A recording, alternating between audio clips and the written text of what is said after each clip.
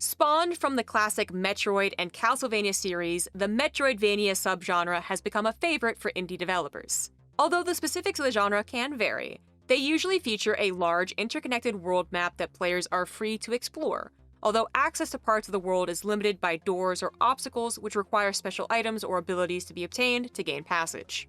This feeling of limited freedom is what makes the genre so special, and ties the gameplay and world design into one inextricably interconnected series of events which will see players trying to recall where all those hidden nooks and crannies were way back at the game's start. They're more often than not 2D side-scrolling platformers, which, obviously, draws heavily from the original two series that inspired the genre. Welcome to ZeroDeaths. As Metroidvanias have become such a favorite for indie devs in recent years, there are a huge amount to choose from. But here are 10 of our favorites. Number 1. Hollow Knight. The first moment you hear one of the Hollow Knight's scattered NPCs bumbling away solidifies how central its cryptically charming narrative is to driving this action-adventure. You play a nameless knight as they descend through an ancient plague-infested kingdom inhabited by cutely hand-drawn insects. You slay them to collect Geo, which you can use to purchase upgrades and items, in order to build your way up to fighting big, intimidating, and surprisingly challenging boss fights. And when you die, you lose your Geo, requiring you to track back to your corpse and fight a spirit of yourself to reobtain it. These features, alongside its dark, dingy, and cryptic narrative, have caused a mass of comparisons to the Dark Souls series. And it's pretty clear that Hollow Knight was at least partially inspired by the rewardingly difficult games by From Software. But don't for a second take this as a cheap Souls-like. Through its incredibly unique, charming, and atmospheric art style, music, character design, and level design, Hollow Knight is a whole different beast, and is definitely one of the foremost Metroidvanias in recent years. And, better yet, it seems like the sequel titled Silksong is just around the corner. Number 2. BLASPHEMOUS. Speaking of Souls-like, BLASPHEMOUS also seems to take a lot from the series while embellishing it with a grim, real-world religious edge, drawing its iconography from Christianity. Literally dripping style. The level, character, and cutscene art is something to behold, leaving a pretty disconcerting residue on anyone who plays it.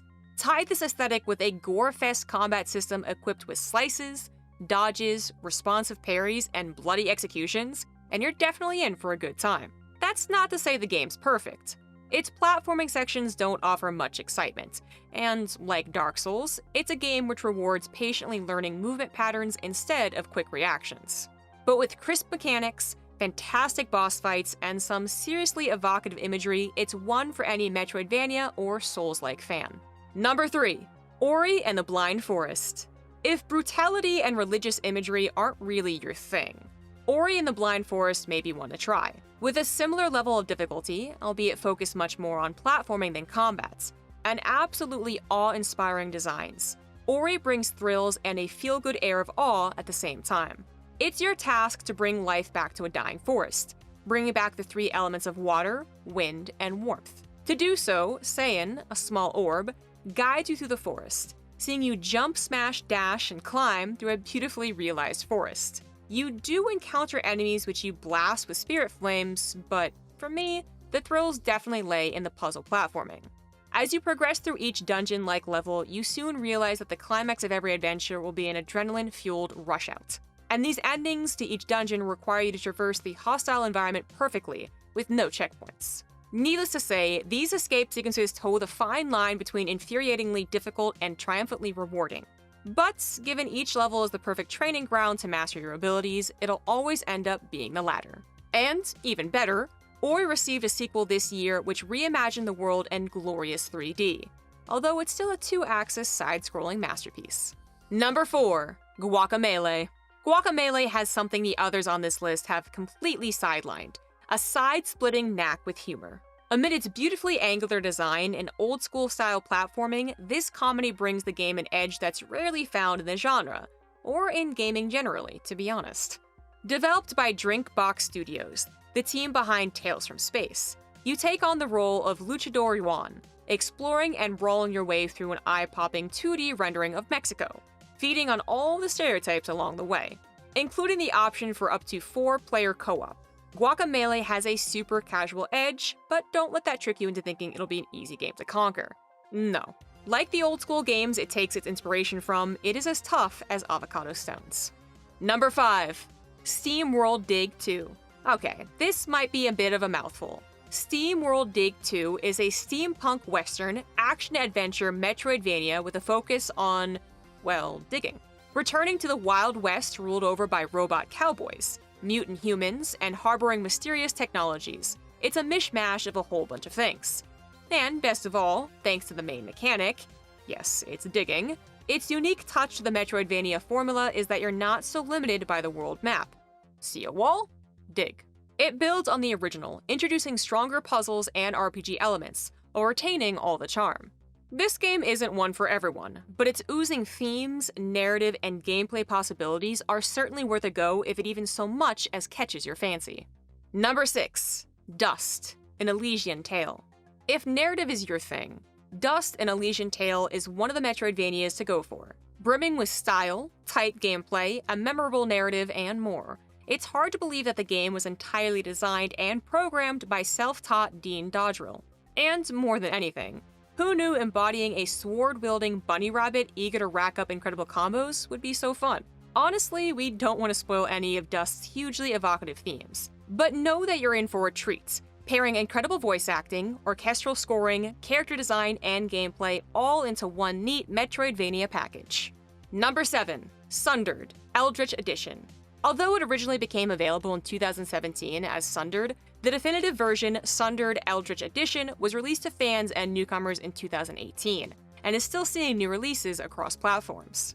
Bringing another incredible hand-drawn art style, roguelike randomization, and the H.P. Lovecraft mythos to the Metroidvania genre, there's not much more worth saying, but we'll go ahead anyway. If you're sick of all this talk of narrative, Sundered takes the approach of Hollow Knight and Blasphemous, pushing exposition away in favor of an intensely evocative mood and suggestions towards wider plots. Instead, it focuses on the essentials of Metroidvania, action and exploration, alongside finding incredible new gadgets to let you run up walls or grapple across the environment. You'll face incredibly huge bosses, which dwarf your character into an ant-sized dot, really hitting home the cosmic horror of Lovecraft. Of course, the procedural generation of the world layout on each death does mean each passageway becomes less memorable than those found in other titles, but at the same time, it keeps it a hell of a lot more exciting as you don't know what's waiting around each corner. Number 8. Insanely Twisted Shadow Planets. Instead of keeping you rooted to the ground like us gravity-bound bipeds, Insanely Twisted Shadow Planet sits you in the cockpit of a spaceship probing its way through a, you guessed it, insanely twisted shadow planet. This simple switch from ground to air has a phenomenal impact on gameplay and the overall experience, making it feel wholly new despite drawing incredibly strong inspiration from the Metroidvania staples. As the lone survivor of an alien race whose world has been overrun by a dark, malevolent planet which entered the solar system, it's up to you to fly into the heart of that parasitic planet and blow it to smithereens. As with pretty much all the games on this list, the animation and style is exquisite, filled with eerie sci-fi tentacles, throbbing blobs, and eyes. Through deeply satisfying boss romps to its dark aesthetic, the game may be short, but it packs a punch. Better yet, you can play it with a friend either locally or online. Number 9. CHASM. All of these games have been inspired by Castlevania, but none of them have wanted to emulate that feeling as much as CHASM. It tells the story of an aspiring knight proving their worth, equipped with a flail and jumping animations all too familiar to classic Castlevania fans. Its real draw is the fact that although the story is the same for each playthrough, the world is procedurally generated, bar a few handmade sequences, making each player have a pretty different time with the game. Die-hard Metroidvania fans would cast this out as against the formula, which requires an intricately designed map to maximize the effectiveness of each upgrade and provide each player with a perfectly crafted experience. But CHASM says otherwise. Its procedural generation is both its greatest strength and weakness, depending on which layout you get. But for me, the best part is the fact there's no handbook. You can't look up the answers if you get stuck, as your world is unique. Instead, it revives the original thrills of Metroid and Castlevania by making you figure it out. Number 10. Axiom Verge.